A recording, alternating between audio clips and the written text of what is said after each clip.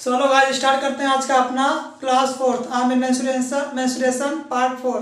अभी तक हमने मेंस्ट्रुएशन का part 1, part 2 and then part 3 हमने देख लिया, कवर कर लिया है। आज हम अपना कवर करेंगे मेंस्ट्रुएशन का पार्ट 4, यानी कि उसी लाइन को यानी कि आगे बढ़ाते हुए, सारे क्वेश्चंस को आगे बढ़ाते हुए हम आगे देखते हैं। देखो अभी तक हमने जितना भी कॉन्सेप्ट पढ़ा है उन सभी कॉन्सेप्ट का हमने क्वेश्चन भी सॉल्व किया है कि कैसे इस क्वेश्चन को सॉल्व करना है। अभी तक हमने 3 चीज़ मिक्स करके पढ़ा है और उनका हमने मिक्स क्वेश्चन भी किया। देखो मेंस्ट्रुएशन में जो भी क्वेश्चन बनते हैं वो मिक्स क्वेश्चन बनते हैं, किसी का अलग अलग पार्ट से क्वेश्चन नहीं बनता, जैसे कि सर्कल का अलग से क्वेश्चन नहीं बनता, वो तो बस प्रिपरेशन के लिए होता है। तो मैंने सबका अलग अलग क्वेश्चन भी कराया है और साथ ही हमने मिक्स क्वेश्चन भी किया है। तो आज हम देखते हैं अपनी क्लास में, मैंने बताया था पार्ट 3 में कि हम अगली क्लास में कवर करेंगे ट्रायंगल क्या होते हैं। ओके, तो आज हम देखते हैं ट्रायंगल क्या होता है, मतलब त्रिभुज। देखो यहाँ पे मैं डाल देता हूँ हेडिंग मेंस्ट्रुएशन पार्ट 4, यानी कि क्षेत्रमिति का चौथा भाग।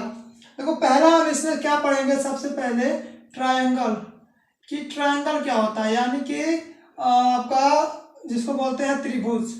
ओके, त्रिभुज देखना थोड़ा सा मिस्टेक हो सकता है, ये आगे से आएगा क्या, हाँ त्रिभुज। तो आज हम देखते हैं कि ये त्रिभुज यानी कि ट्रायंगल क्या होता है। सबसे पहले आप मुझे ये बताओ कि ट्रायंगल कितने पार्ट्स का होता है, आई मीन ट्रायंगल कितने प्रकार के होते हैं, किसी को मालूम है इसके बारे में? आप लोगों ने स्कूल्स में पढ़ा होगा कि ट्रायंगल क्या होता है, उसके कितने पार्ट होते हैं, ये सारी चीज़ें हमने पढ़ा होगा। देखो ट्रायंगल्स आपके बेसिकली होते हैं 3 पार्ट के। अगर हम देखें ये कि भुजाओं के आधार पर और कोण के आधार पर, तो जो ट्रायंगल होते हैं ना, भुजाओं के आधार पर 4 प्रकार के होते हैं और कोण के आधार पर 3 प्रकार के होते हैं। ओके, कोण के आधार पर 3 प्रकार के होते हैं। सो हम देखते हैं कि अपना ये जो भुजाओं के आधार पर 4 प्रकार के ट्रायंगल्स होते हैं वो कौन कौन से होते हैं और कैसे कैसे उसके क्वेश्चंस बनते हैं, सारी चीज़ें। तो आप लोग मेरे साथ वीडियो में पूरे लास्ट तक बने रहना, तभी आपको समझ में आएगा। अगर आप वीडियो स्किप कर देते हो तो आपको कुछ भी समझ में नहीं आएगा। Okay, got it. और हाँ, एक चीज़ और यार, देखो अगर आप चैनल पे नए हो तो मेरे चैनल को सब्सक्राइब करना बिल्कुल भी मत भूलना। आप चैनल को सर्च करना यूट्यूब में जा करके, सर्च बार में आप सर्च करना, टाइप करना कॉम्पिटिटिव एग्जाम बाय सिराज। आप इस तरह से टाइप करोगे,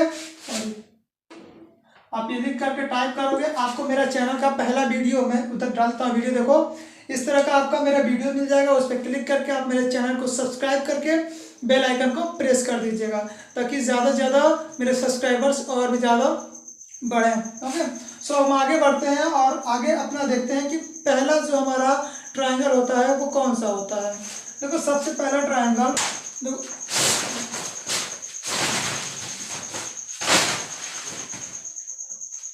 पहला हमारा ट्रायंगल होता है वो होता है हमारा विषम बाहु ट्रायंगल। कौन सा होता है? पहला जो होता है वो होता है विषम बाहु ट्रायंगल। ओके, यानी कि त्रिभुज, विषम बाहु त्रिभुज। इसको हम इंग्लिश में बोलते हैं स्केलिन। क्या बोलते हैं? Scalene triangle. क्या बोलते हैं? Scalene triangle. अब देखो ये क्या होता है, सबसे पहले देखो हम एक चीज समझ लेते हैं। अब देखो पहले ये होता क्या, विषम बाहु ट्रायंगल। देखो ऐसा ट्रायंगल जिसकी तीनों भुजाएं अलग अलग हो, मतलब कोई ऐसा ट्रायंगल जिसकी तीनों भुजाएं बराबर न होके अलग अलग हो। मतलब ये जो ट्रायंगल है ना, ये इसकी जो तीनों भुजाएं है ना, एक भी बराबर नहीं है, तीनों की तीनों क्या है, भुजाएं अलग अलग हैं। ये हमारा हो गया ए, ये हो गया हमारा बी और ये हो गया सी। मान लिया मैंने इसको ए बी एंड सी। तो देखो तीनों जो भुजाएं हैं ना इस ट्रायंगल की, ये तीनों की तीनों क्या है, डिफरेंट है। The 3 part of triangles are different. Okay, so देखो सबसे पहले हम इसमें करते क्या है, देखो ट्रायंगल में हम क्या फाइंड आउट करते हैं, हम एरिया फाइंड आउट करते हैं। अगर पूछ ले कि इस ट्रायंगल का एरिया क्या होगा तो आप उसका जवाब कैसे दोगे। देखो मैं सबसे पहले एक चीज बता देता हूँ, एक कॉमन फॉर्मूला यानी कि कॉमन रूल होता है। मैं आपको बताता हूँ एक कॉमन चीज जो मतलब सब में लगता है, ये कॉमन रूल है। अगर आपको किसी भी, मतलब जो भी ट्रायंगल्स, चारों ट्रायंगल्स हैं, किसी भी ट्रायंगल का अगर सिर्फ एरिया फाइंड आउट करना है तो आप क्या करोगे, आपको सिर्फ पता होना चाहिए 1/2 क्या फाइंड आउट करना है, area 1/2 into base into height. क्या करोगे 1/2 इंटू बेस इंटू हाइट, ये कॉमन रूल है, ये सब में अप्लीकेबल है।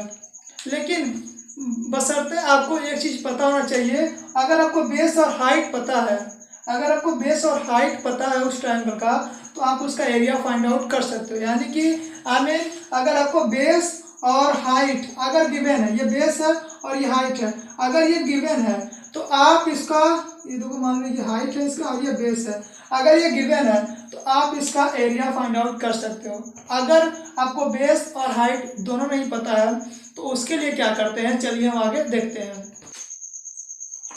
ओके, देखो एक चीज हम इसमें और बताते हैं, अगर हमको एरिया मतलब अगर ट्रायंगल है इसका हमें एरिया फाइंड आउट करना है तो एक और तरीका होता है, आप लोगों ने नाम सुना होगा हीरोन्स फार्मूला।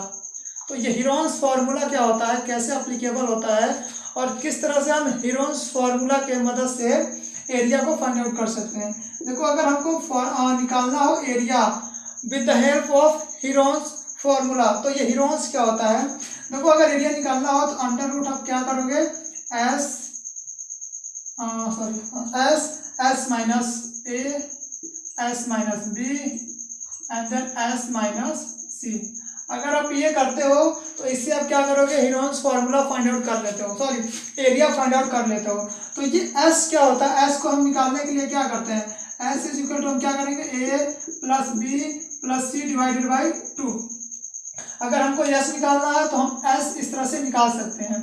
अब ये होता क्या है, देखो एस, आप लोगों ने ये हीरोन्स फार्मूला का नाम तो सुना ही होगा कि हीरोन्स फार्मूला कैसे अप्लीकेबल होता है, लेकिन कभी आपने ये नहीं सोचा होगा कि जो यस है ना इसका मतलब क्या होता है, what does it mean by S, ये एस होता क्या है। तो एस का जो पूरा नाम होता है, देखो यहाँ पे हम इसको जानते हैं सेमी पेरीमीटर के नाम से, किसके नाम से, सेमी पेरीमीटर। ओके, इसको हम क्या बोलते हैं, अर्धवृत्त, सॉरी अर्धवृत्त नहीं, अर्ध परिमाप, सॉरी अर्ध परिमाप, इसको क्या बोलते हैं, अर्ध परिमाप। देखो जो मतलब परिमाप होते हैं ना उन सबका भुजाओं का योग क्या होता है, पूरा एक परिमाप होता है।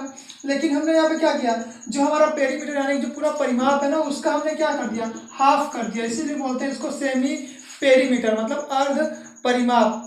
सिर्फ उसका पूरे परिमाप का हाफ कर दो, आपको अर्ध पेरीमीटर मिल जाएगा, मतलब सेमी पेरीमीटर आपको मिल जाएगा, वही आपका एस होता है। तो ये हो गया हमारा पहला कि हमको एरिया कैसे फाइंड आउट करना है। आप चाहो अगर बेस और हाइट आपको पता है तो आप इस तरह से निकाल सकते हो, अगर नहीं भी पता है तो आप इस तरह से भी निकाल सकते हो। ओके, तो आइए अब अगला देखते हैं जो हमारा दूसरा होता है। देखो पहले हम इसको इतना हटा देते हैं। ओके, देखो दूसरा सेकंड वाला क्या होता है, सेकंड वाला जो होता है वो होता है आपका समद्विबाहु त्रिभुज, जिसको हम बोलते हैं आइसोसेलेस ट्रायंगल, समद्विबाहु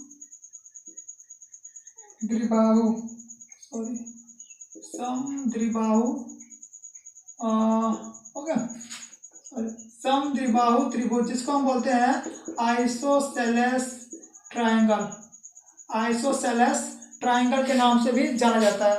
अब देखो ये आइसोसेलेस ट्रायंगल क्या होता है, देखो मैंने इसको इरेज क्यों नहीं किया है, देखो मैंने बताया था ना ये जो होता है ना ये सब में एप्लीकेबल होता है। तो मैं इसको हटा दूंगा, इसको मान लो मैंने यहाँ पे लिख दिया कॉमन रूल करके। Okay, 1/2 into base into height, ये तो भाई सब में एप्लीकेबल होगा अगर आपको बेस और हाइट पता है तो। अब हम ये देखते हैं कि ये आइसोसेलेस ट्रायंगल होता क्या है। देखो ऐसा ट्रायंगल, कोई ऐसा ट्रायंगल जिसकी दो भुजाएं बराबर हों, कोई ऐसा ट्रायंगल जिसकी दो भुजाएं बराबर हों उसे क्या कहते हैं, उसे हम कहते हैं आइसोसेलेस या फिर समद्विबाहु त्रिभुज या फिर आइसोसेलेस ट्रायंगल। ओके, अब देखो इसकी जो दो भुजाएं हैं ना ये और ये बराबर, ये इक्वल है। ये हमारा ए है, ये बी है और ये सी है, तो हमारा ये भी ए है और ये भी ए है और ये आपका क्या है, बी है। ओके, क्योंकि इसके देखो दो भुजाएं क्या हैं, इसकी दो भुजाएं इक्वल है मतलब बराबर है, तो इसीलिए हम इसे कहते हैं आइसोसेलेस ट्रायंगल। आपको अब रट गया होगा। एक आपका होता है स्केलिन ट्रायंगल, पहला वाला जिसकी तीनों भुजाएं अलग अलग होती हैं, जिसकी तीनों भुजाएं बराबर नहीं होती हैं उन्हें हम क्या बोलते हैं, स्केलिन ट्रायंगल। और जिसकी दो भुजाएं बराबर हो उसे हम बोलते हैं आइसोसेलेस ट्रायंगल।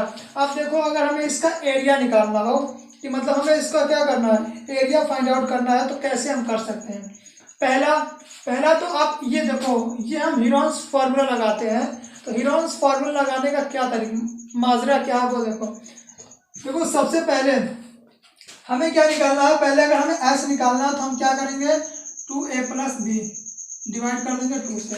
क्यों हमने लिखा 2a, 2 हमने इसलिए लिखा 2a क्योंकि यहाँ पे देखो दो भुजाएं बराबर हैं, ये भी a है और ये भी a है, तो ये दोनों मिलके हमारे क्या होगा, a + a बराबर 2a।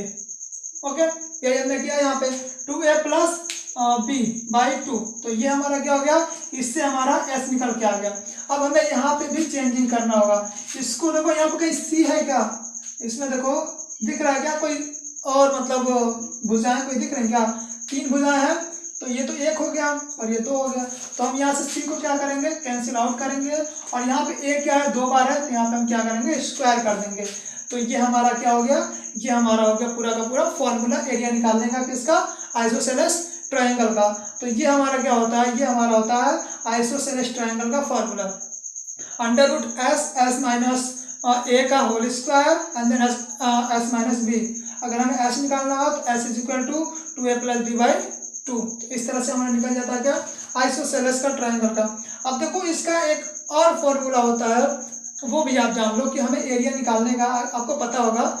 पहला तो ये तो होता है, ये एक और होता है कि अगर हमें इसका एरिया निकालना है और किस तरह से निकाल सकते हैं। दूसरा फॉर्मूला मैं बता रहा हूँ यहाँ पे, देखो एरिया करने के बाद आप क्या करोगे, यहाँ पे आपको करना है b/2 √, क्या करोगे आप, b/2। देखो मैंने क्या किया, b का मैंने क्या किया, हाफ कर दिया। अभी हम इसको करते हैं, देखो b/2 a का स्क्वायर माइनस b आपका आ जाएगा कितना, b²/4। क्या करना है आपको, देखो a का स्क्वायर माइनस b²/4। अब इस तरह से भी एरिया का फाइंड आउट कर सकते हो, किसका, आइसोसेलेस ट्रायंगल का। तो ये भी फार्मूले से कर सकते हो और ये भी फार्मूले से कर सकते हो, बट ये इजी है। This formula is easier than this, मतलब हीरोन्स फार्मूला से ज़्यादा इजी, मतलब एरिया निकालना इससे आप निकाल सकते हो, क्योंकि ये काफ़ी इजी होता है अगर हमें एरिया निकालना हो तो। देखो कंफ्यूज ना होना, हम इससे रिलेटेड क्वेश्चंस भी कवर करेंगे। ये नहीं कि मैंने बस फॉर्मूला बता दिया, इसका कॉन्सेप्ट बता दिया, हो गया, नहीं। देखो अगर हमें कोई भी क्वेश्चन सॉल्व करना हो किसी भी चैप्टर का या किसी भी टॉपिक का, तो सबसे पहले उसका हमें बेस पता होना चाहिए। ओके, तो हमें सबसे पहले उसका बेस पता हो, उसका कॉन्सेप्ट पता हो, तभी तो हम उसको किसी भी फॉर्मूले पर उसको हम सॉल्व कर सकते हैं। ओके, अब देखते हैं अपना थर्ड वाला क्या है। देखो थर्ड ट्रायंगल तीसरे नंबर पे क्या आता है, 4 तरह का होता है ट्रायंगल। तो देखो सबसे पहले हम देखते हैं, हमने 1 और 2 देख लिया, हम देखते हैं तीसरा वाला। तो जो तीसरा वाला ट्रायंगल होता है उसे हम बोलते हैं समबाहु ट्रायंगल। समबाहु मतलब समबाहु त्रिभुज, या फिर बोल सकते हो आप इसको इंग्लिश में बोलते हैं equilateral triangle. Equilateral triangle. Equilateral मतलब क्या होता है, देखो इक्वल, आपने नाम सुना होगा, इक्वल का मतलब क्या होता है, बराबर। उसी से बना आपका क्या, इक्विलैटरल ट्रायंगल। मतलब ऐसी ट्रायंगल, कोई ऐसी ट्रायंगल जिसकी तीनों भुजाएं क्या हो, बराबर हो, जिसकी तीनों भुजाएं क्या हो, बराबर हो, उसे हम क्या कहते हैं, उसे हम कहते हैं इक्विलैटरल ट्रायंगल।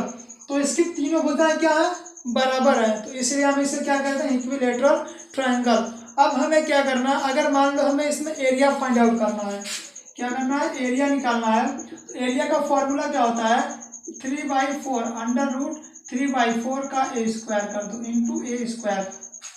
तो इस तरह से हमें क्या पता चल जाता है, इस तरह से हमें इसका एरिया पता चल जाता है। अगर हमें इसका हाइट फाइंड आउट करना हो, मतलब अगर क्वेश्चन में पूछ लिया कि इसकी हाइट क्या होगी, आप इसका हाइट बताओ, हाइट। तो हाइट बताने के लिए क्या करते हैं, √3/2 इंटू a। तो इस तरह से हमारा क्या होता है, हम इस तरह से इसकी हाइट भी निकाल सकते हैं। ओके, देखो तीनों भुजाएं बराबर हैं, इसीलिए हमने क्या किया, ए और ए। ओके, तो ये हमारा हो गया कि एरिया कैसे निकालना है, बहुत इजी। किसका फॉर्मूला है, वो इक्विलेटरल ट्रायंगल का। ये बहुत इजी है भी। ओके, क्योंकि ये बराबर होती है तीनों, इसका जो कोण होता है तीनों कितना बराबर होता है। इसका फॉर्मूला एरिया निकालने का और हाइट निकालने का। अब हम चलते हैं अपने चौथे त्रिभुज की तरफ। तो चौथा वाला जो हमारा त्रिभुज है उसे हम बोलते हैं क्या, समकोण। क्या बोलते हैं, समकोण, जिसको हम बोलते हैं इंग्लिश में right angle triangle. Right angle triangle, क्या बोलते हैं इसको, राइट एंगल ट्रायंगल। अब देखो राइट एंगल ट्रायंगल क्या होता है, ये हमारा क्या है, ये हमारा क्या है, ये हमारा राइट एंगल ट्रायंगल है। ओके, ये हमने नाम दे दिया इसको ए बी एंड देन सी। देखो जो इसके बराबर, देखो ये जो होता है ना, ये 90 डिग्री होता है। जो इसके बराबर होता है उसके हम क्या बोलते हैं, हाइपोथेनियस, मतलब विकर्ण। क्या बोलते हैं, विकर्ण, सॉरी कर्ण, क्या बोलते हैं। ये हमारा क्या हो गया, कर्ण हो गया। ये हमारा होता है आधार, जिसे हम बोलते हैं बेस, और ये हमारा होता है लंब, मतलब परपेंडिकुलर, इसको हम बोलते हैं लंब। ये हमारा होता है परपेंडिकुलर। अब देखो इसमें अगर हमें एरिया फाइंड आउट करना है, बहुत इजी, इट्स वेरी इजी। क्या करना, half into base into height, बस ये हो गया हमारा एरिया निकालने का formula. It's very easy formula. Right angle triangle का बहुत ज़्यादा इजी है। देखो इसको निकालने के लिए बहुत सारे तरीके होते हैं, तो इसको निकालने के लिए बहुत सारे तरीके भी होते हैं राइट एंगल ट्रायंगल का, वो मैं आगे बताऊंगा कि और इजियर तरीके से हम कैसे राइट एंगल ट्रायंगल को फाइंड आउट कर सकते हैं, यानी कि इससे रिलेटेड क्वेश्चन को कैसे सॉल्व कर सकते हैं। So let's move to the next question, मतलब हम आगे बढ़ते हैं और यहाँ पे अपना क्वेश्चन सॉल्व करते हैं। देखो यहाँ पे जो हम क्वेश्चन पढ़ेंगे, जो भी सॉल्व करेंगे, वो मिक्स्ड क्वेश्चन आएंगे। सर्कल से भी रहेगा आपका, जो हमने पीछे पढ़ा था सर्कल, या फिर उसका जो भी हमने पढ़ा होगा, और हमारा ये ट्रायंगल है ना, इन सब चीज़ों से मिक्स करके हम यहाँ पे क्वेश्चंस लेके आएंगे और उन सब को हमें जानना है।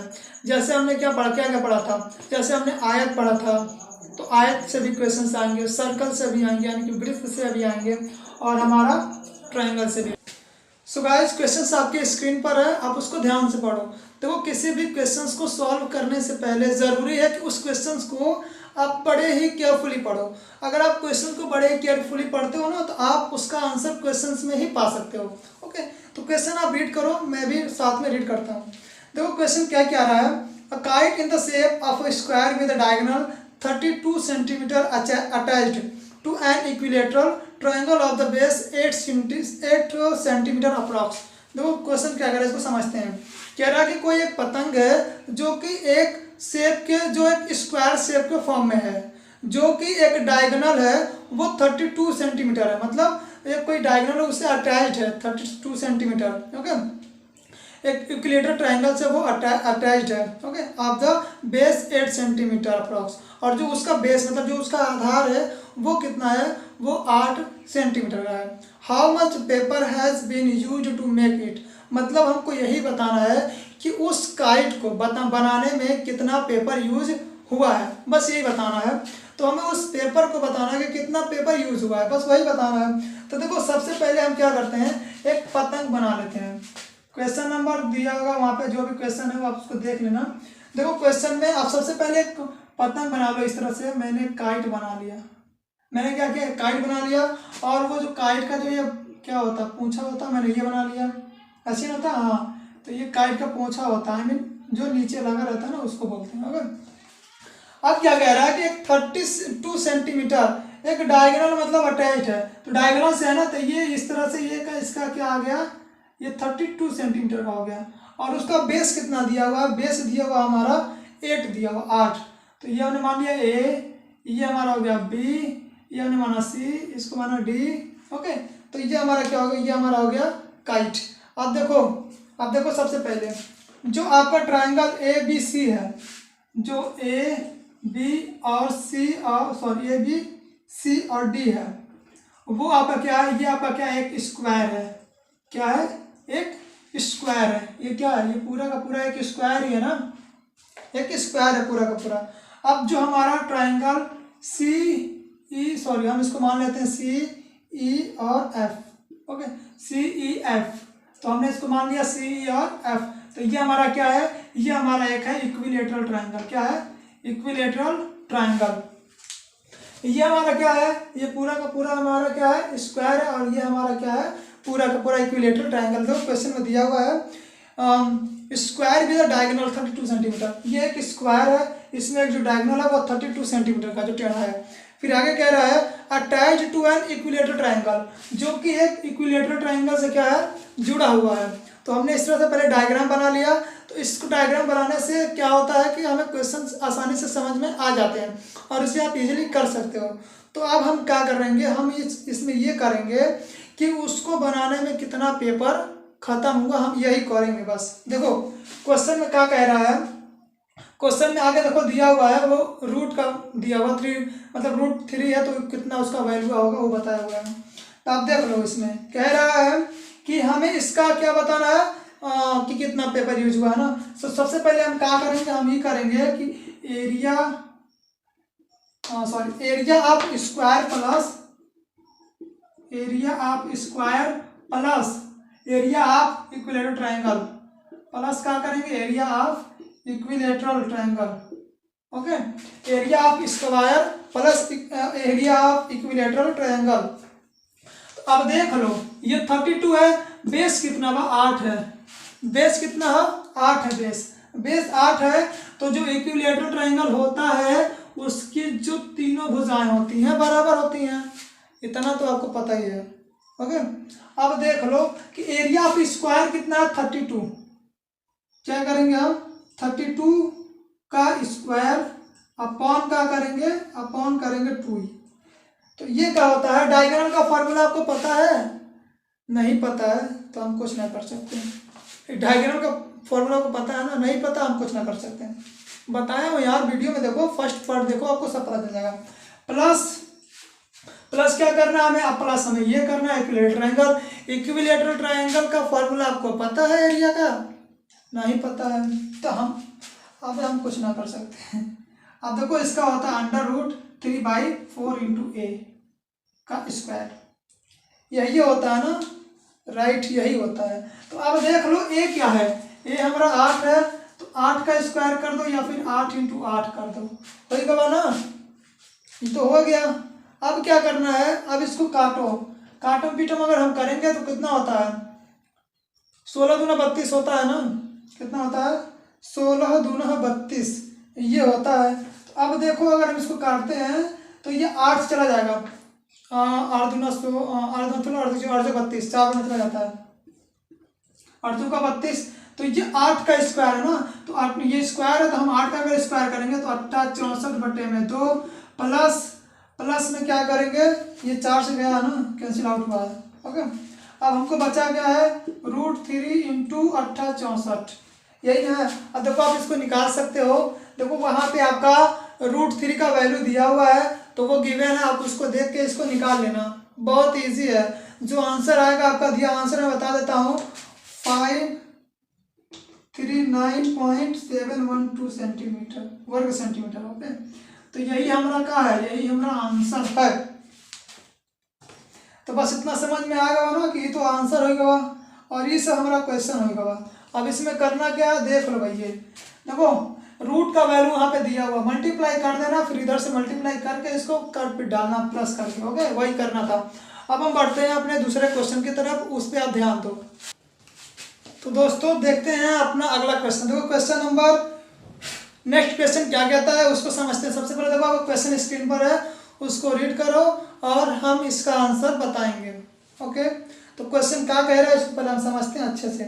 कह रहा है कि a copper wire is bent in the form of equilateral triangle, कि कोई एक कॉपर का तार था, उसको इक्विलेटरल ट्रायंगल के फॉर्म में मोड़ दिया गया। अब मान लो सपोज ये तार है, ये क्या है, ये तार है। अब हम इसको क्या कह रहे हैं, इसको हमने शेप दे दिया क्या, सॉरी, एक ट्रायंगल के फॉर्म में, इसको हमने शेप दे दिया एक ट्रायंगल के फॉर्म में, जिसका नाम है इक्विलेटरल ट्रायंगल। आपको पता होगा इक्विलेटरल ट्रायंगल क्या होता है और उसकी एरिया क्या होती है, कैसे हम उसे निकालते हैं। ओके, इतना समझ में आया, आगे बढ़ते हैं। एंड हैज एरिया, और कह रहा है कि उसके पास एरिया है, कितना है, जो इक्विलेटरल ट्रायंगल है उसके पास एरिया भी है, कितना है, इतना है पूरा सेंटीमीटर स्क्वायर, इतना उसके पास एरिया भी है। अब आगे हम देखते हैं, if the same wire is bent into the form of a circle, अगर इसी सेम वायर को एक सर्कल का फॉर्म दे दिया जाए। देखो यहाँ पे दो क्वेश्चन बनेंगे, मतलब हम क्वेश्चन को दो तरीके से निकालेंगे, पहले इसको निचोड़ेंगे, जो भी इसमें होगा इसको निकालेंगे आंसर, फिर इसकी बारी। ओके, अगर हम उसी को सर्कल के फॉर्म में टर्न कर देते हैं, मतलब मोड़ देते हैं, द एरिया इन सेंटीमीटर में निकालना है इसका area, enclosed by the wire, तो मतलब ये कह रहा है कि हमें इसके सर्कल के फॉर्म में मोड़ना है, तो वो जो वायर है वो किसके मतलब करीब आएगा, मतलब कितना होगा, पूरा पूरा यही बताना और कुछ नहीं बताना। कह रहा है ना कि जो एरिया होगी ना इनक्लोज्ड बाय द वायर, तो उसकी जो एरिया होगी वो वायर के सटीक में कितना होगा वही बताना है। तो सबसे पहले हम इसको करते हैं इरेज, ये तो हमारा था फंडा बेसिक का। ओके, अब क्वेश्चन पे हम छलांग लगाते हैं, अब मेन पॉइंट यहाँ पे आता है। अब देखो सबसे पहला हम बनाएंगे एक हम बनाएंगे यहाँ पे इक्विलेटरल ट्रायंगल, सॉरी यहाँ बनाएंगे एक हम बनाएंगे इक्विलेटरल ट्रायंगल छोटा सा, जिसकी तीनों भुजाएं क्या हो, बराबर हो, जिसकी तीनों भुजाएं बराबर हो, उन्हें हम बोलते हैं इक्विलेटरल ट्रायंगल। पहला वाला फॉर्म में करते हैं। अब देखो क्या कह रहा है, कुछ दिया नहीं है क्या इसमें, चलो कुछ नहीं दिया है, हम इसको समझते हैं, कैसे समझते हैं। अब देखो इसका एरिया क्या होता है, एरिया हम कैसे निकालते हैं, एरिया कैसे निकालते हैं, तो एरिया का फॉर्मूला आपको याद होगा ना, देखो याद नहीं है तो याद कर लो कि एरिया कैसे निकालते हो, उसका फॉर्मूला क्या होता है। तो इसमें एरिया निकालने का फॉर्मूला क्या होता है मैं बताता हूँ। तो एरिया निकालने का फॉर्मूला होता है रूट 3/4 इंटू ए का स्क्वायर। अभी याद आया, एरिया का फॉर्मूला क्या होता है, √3/4 इंटू ए का स्क्वायर, बस ये करना है। अब देखो इज इक्वल टू क्या कह रहा है यहाँ पे, देखो क्वेश्चन में ध्यान से देखना, क्वेश्चन में आगे कहा है एंड हैज एरिया 121√3, तो क्या करेंगे 121√3, बस यही करना था ना, ये दिया हुआ है। अब देखो √3 से √3 कैंसल हुआ कि नहीं हुआ, अरे यार हो जाएगा, हो गया क्या, हो जाएगा, हो गया। अब देखो ए स्क्वायर निकाल दो फटाफट, तो जब ए स्क्वायर निकालेंगे तो 121 इंटू 4, राइट ना, राइट, मल्टीप्लाई कर दो फटाफट करो, तो 4 का नम 4, 4 दूनी 8, 4 का नम 4, 484, ए का स्क्वायर 484। अब हम इसका जब रूट निकालेंगे 484 का तो कितना आएगा, देखो कितना आएगा, सॉरी हम लोग गलती कर दिया, 484 का रूट होता है ये ना, ऐसे निकालते हैं इसको, ऐसे निकालते हैं, ए बराबर हो जाएगा, रूट में हम लाएंगे 121 इंटू 4। अब 21 का क्या होता है, रूट 11 होता है, इंटू 4 का कितना होता है, 2 होता है। फाइनली हम लोग पा गए, तो ये हमारे पास कितना आ गया, ये हमारे पास आ गया 22। अब 22 का मतलब यानी है कि इसका जो हर एक एंगल है ना वो कितना है, 22 है, कितना है, जो हमारा इक्विलेटरल ट्रायंगल है उसका हर एक एंगल कितना है, 22। अब 22 का मल्टीप्लाई हम 3 से करेंगे तो कितना हो जाएगा तुम्हारा 66, कितना हो जाएगा 22 इंटू 3, हर एक एंगल 22 है ना, तो हम क्या करेंगे 22 इंटू 3 इज इक्वल टू 66, यानी कि जो हमारा वायर है वो कितना है 66 सेंटीमीटर लंबा है, कितना है, जो हमारा वायर है उसकी लेंथ कितनी है 66 सेंटीमीटर लंबी वायर है। देखो हमने वायर का यहाँ पे नाम वगैरह सब दिया था, लेकिन ये नहीं दिया था कि जो हमारा वायर कितना लंबा है, हमें उसे फाइंड आउट करना था। और फाइंड आउट हम तभी कर सकते हैं जब हमें बेस पता हो, जब हमें कॉन्सेप्ट पता। अगर आपका कॉन्सेप्ट क्लियर है तो क्वेश्चन चाहे जैसा भी हो आप उसे आसानी से निकाल सकते हो। तो देखो मेरा क्या था, कॉन्सेप्ट क्लियर था, तो हमने क्या किया, इसके माध्यम से आराम से वायर की जो लंबाई थी, जो लेंथ थी, हमने वो निकाल दी। इतना लेंथ था तभी तो हम इसको टर्न किया 22 के फॉर्म में, क्योंकि इक्विलेटरल ट्रायंगल की सारी जो भुजाएं होती हैं वो बराबर होती हैं, राइट। आगे बढ़ते हैं। अब क्या कहा था, आगे कहा था अब ये जो वायर है ना इसको टर्न कर लो सर्कल में, और सर्कल में जब टर्न करोगे तब हमें उसका जो भी हो वो बताना। तो हमने क्या किया, इस वायर को क्या कर लिया, टर्न कर लिया सर्कल में, सॉरी, ओके, क्या कर दिया हमने, इसी वायर को टर्न कर दिया सर्कल में। अब देखो, अब ये ना कहना कि मुझे इसका कॉन्सेप्ट, इसका फॉर्मूला नहीं पता, फार्मूला तो देखो फार्मूला यार याद रखना पड़ेगा। ये क्या है, ये हमारा मेंसुरेशन है, इसका फार्मूला बहुत ज़्यादा इंपॉर्टेंट है। आगे हम लोग जब आगे पढ़ेंगे और भी सारी चीज़ें इसमें है, ज्योमेट्री वगैरह, तो उसमें भी ये सारी चीज़ें आती हैं, लेकिन मेंसुरेशन में पूरा अलग पढ़ा रहा हूँ, इसमें ज्योमेट्री में मिक्स नहीं कर रहा हूँ। अगर ज्योमेट्री मिक्स कर दिया ना तो बहुत ज़्यादा कन्फ्यूजन क्रिएट होने लगेगा। ओके, तो अब देखो इसका क्या होता है, इसका होता है आपका 2πr, क्या होता है 2πr। अब जो वायर का जो लेंथ है ना वो कितना है, वो है हमारा 66 centimetre, right. 2πr is equal to 66 metre centimetre. अब हम क्या करेंगे, हम इसका फाइंड आउट करेंगे रेडियस कि इस जो ये रहा है सर्कल है, इसका रेडियस कितना है।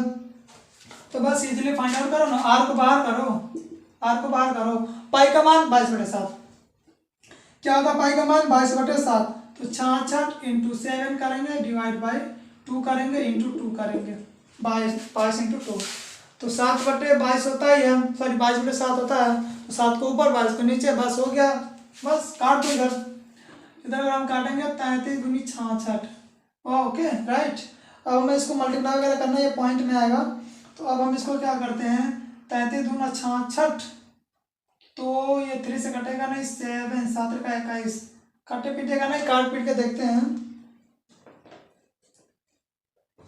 ओ सॉरी चलता है मिस्टेक। हम इसको क्या करते हैं, हम इसको इससे ना काट के क्या करते हैं, इसको ये जो 66 है ना इसको 22 से काट दो, 22 या 66, राइट। अब आ गया, अब हम इसको क्या करेंगे मल्टीप्लाई करेंगे, तो अगर हम इसका मल्टीप्लाई करेंगे 21/2, अच्छा हम इसको काटेंगे तो हो जाएगा 10.5, ओके आ गया ना, बहुत इजी आ गया ना। अब हम आगे देखते हैं, ये तो हमारा आ गया निकल के आर, ये हमारा निकल के आ गया रेडियस, ओके ये हमारा निकल के आ गया। अब हमें क्या करना है, इसका एरिया निकालना है। देखो क्वेश्चन वही कह रहा है कि इसका एरिया क्या होगा, इनक्लोज्ड बाय, वही पूछा है कि एरिया हमें फाइंड आउट करना है। अब देखो एरिया फाइंड आउट करने का क्या होता है, πr², ये इसका फॉर्मूला होता है, क्या होता है πr², आर हमारा 10.5 है, तो पाई बस रख दो यार। देखो क्या करना है, 22/7 इंटू 10.5 का होल स्क्वायर, राइट, यही ना करना है। 10.5 टू 10 लिख दो, तो ऐसे लिखने से अच्छा क्या करना, देखो मैं बताता हूँ। अब देखो 10.5 लिखने से अच्छा क्या होता है, इसको हम लिख देते हैं 105 इंटू 105 डिवाइड बाई कितना करेंगे 10 इंटू 10, ओके 2 बार लिखा है ना, 10 इंटू 10 तो करेंगे ना। अब देखो क्या करना है, अब इसको काटा पीटा करेंगे तो क्या जाएगा ये क्या, हाँ देखो ये चला जाएगा कितनी टाइम, 15 टाइम, 7 से 15 टाइम चला गया, बस। अब इसको रखो 22 इंटू 15 इंटू 105 बटे में 100, ओके। अब मल्टीप्लाई करेंगे, मल्टीप्लाई करते हैं हम 22 और 15 का, तो जब आप 22 और 15 का मल्टीप्लाई करेंगे तो ये हमारे पास आ जाएगा 33 0 इंटू 105 बटे में 0 गया। अब क्या करना है, देखो अब इनका मल्टीप्लाई वगैरह करो, इनका मल्टीप्लाई करेंगे या फिर ऐसे ही रख देते हैं ना इसको, 33 क्या है 33 इंटू 10.5 मल्टीप्लाई कर, तो बस ये तो चला जाएगा।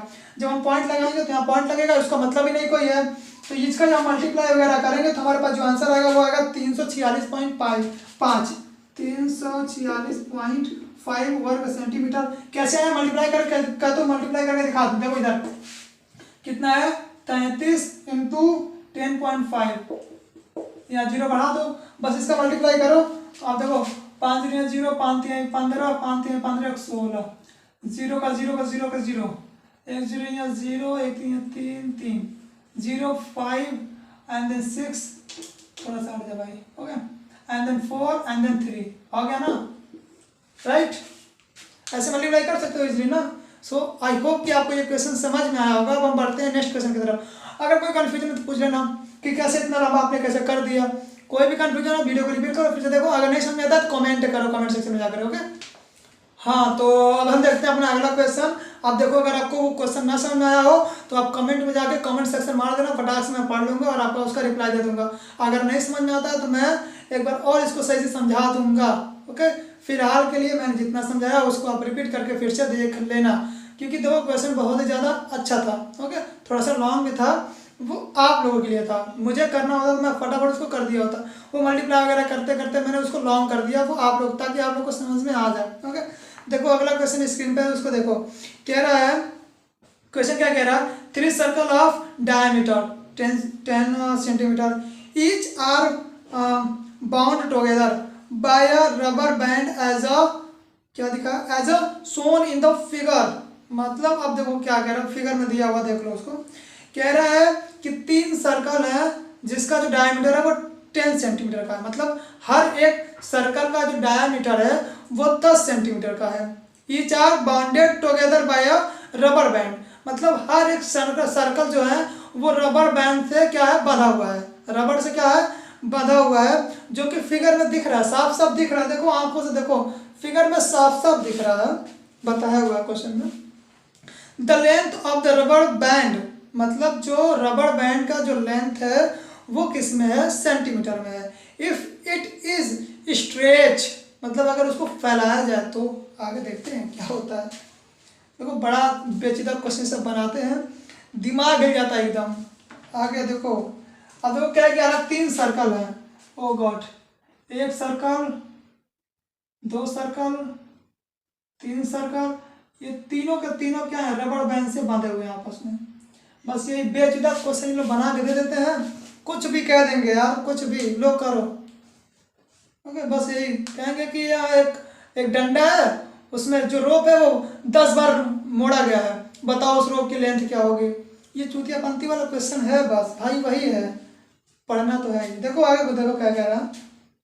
अब उन्होंने ये कहा कि जो डायमीटर है सर्कल का वो कितना है, 10 है। हर एक सर्कल का जो डायमीटर है वो 10 सेंटीमीटर, वही लिखा है। ईच सर्कल है 10 सेंटीमीटर डायमीटर। ओके, अब देखो क्या कर रहा है, हम इसमें आपको एक ट्रिक बताएंगे, बहुत ढांसू ट्रिक है। वो इसमें चाहे 2 सर्कल हो, 3 सर्कल हो, 4 सर्कल हो, 5 सर्कल हो, तो आप कैसे कर सकते हो। ये ट्रिक है यार, बहुत फास्टली करोगे। अब देखो इसमें जो डायमीटर दिया हुआ है वो 10 दिया हुआ है। ओके, अब इसमें जो रेडियस है वो हमें कैसे फाइंड आउट करना है। तो देखो जब डायमीटर हमारा 10 है तो रेडियस ऑब्वियस सी बात है हमारी हाफ होगी। कितना होगा, हाफ, यानी कि 5 होगा। अब आप कहोगे ये कैसे होगा। देखो जब डायमीटर हमारा क्या है, हाफ है ना, हाफ है, तो इस डायमीटर का हम हाफ करेंगे तो हमारा रेडियस आएगा कितना, 5। नहीं पता तो आप फॉर्मूले पर रख के इसको देख लेना। अब देख लो, मतलब अब हमें इसका ट्रिक बताना है कि उसका लेंथ क्या होगा। ये देखो ट्रिक क्या है वो आप देखो। सबसे पहले देखो ट्रिक ये है कि अगर आपको दिया हुआ 3D प्लस क्या 2πr, हर एक सर्कल का फॉर्मूला ये तो 2πr ना। देखो आपको 3 डायमीटर दिया हुआ है, 4 दिया हुआ है तो 4D 2πr, 5D 2πr, 2D 2πr। मतलब ये ट्रिक है, चाहे 2 सर्कल हो, 3 सर्कल हो, 4 सर्कल हो, 5 सर्कल हो, सबके लिए बस यही एप्लीकेबल है। यहाँ पे हमको दिया हुआ है 3 डायमीटर, 3 डायमीटर प्लस 2πr हम करेंगे, ये लगाएंगे क्योंकि ये सर्कल के लिए। ओके, अब देखो हर डायमीटर कितने का है, 10 सेंटीमीटर का है। कितने का है, 10 सेंटीमीटर का है, प्लस 2 इंटू पाई आ रहा है ना, तो पाई का मान क्या होगा, 22/7। तो हम यहाँ रखते हैं 2 into pi into r. R हमारा कितना है, आर हमारा 5 है, तो हम यहाँ पे आर को यहाँ क्या रखेंगे हम यहाँ पे आर को 5। अब क्या हो गया हमारा 30 प्लस 2πr इंटू 5 है, तो हम क्या करेंगे 2π5। यही है ना, मेरा आंसर भी यही है हम लोग का। तो आंसर क्या होगा वो बता देता हूँ मैं, ये हो जाएगा हमारा 30 प्लस 10π, राइट। यही हमारा आंसर है। इसको तोड़ना मरोड़ना नहीं है यार, इसको छोटे छोटे में नहीं करना है। जैसे इतना ही आंसर दिया है, इतने पे ही रोक दिया है, तो बस इतना करके आंसर टिक लगा दो। आगे जाने की जरूरत है क्या, क्या करोगे 30 प्लस 10 इंटू 22/7, फिर उसको जोड़ोगे, फिर मल्टीप्लाई करोगे, तब निकालोगे, तो जरूरत ही क्या है। जब आंसर इसी पर रोक दिया तो यहीं पे रोक दो, आगे जाने की कोई ज़रूरत नहीं है। तो आई होप कि आपको सारे क्वेश्चंस अच्छे से समझ में आएंगे, क्लियरली आपको क्लियर हो गया होगा। अगर कोई प्रॉब्लम दिखती है, आई मीन कोई भी क्वेश्चंस आपको समझ में नहीं आता है, तो आप मुझसे इजीली पूछ सकते हो। ओके, मैंने आपको बता दिया आप मुझसे किस तरह से पूछ सकते हो। आप कमेंट सेक्शन में कमेंट करके बता सकते हो, या फिर मैं अपने डिस्क्रिप्शन में अपने इंस्टाग्राम की आईडी डाल दूंगा, वहाँ पे आप जाकर मुझे टेक्स्ट कर सकते हो, उधर से भी पूछ सकते हो। वैसे मैं अपना वीडियो डालता रहता हूँ इंस्टा एंड फेसबुक वगैरह पे, तो कोई भी प्रॉब्लम हो आप मुझसे इजीली कांटेक्ट करके पूछ सकते हैं। अगर आपने अभी तक मेरी सारी वीडियोस नहीं देखी है तो उसको देखने के लिए मैं डिस्क्रिप्शन में सारी वीडियोस के लिंक डाल दूंगा, आप वहां से जाकर के देख सकते हैं। अगर आप चैनल पर नए हैं तो चैनल को सब्सक्राइब करना ना भूलें, चैनल को लाइक शेयर एंड सब्सक्राइब करना बिल्कुल ना भूलें। धन्यवाद दोस्तों, मिलते हैं नेक्स्ट वीडियो में।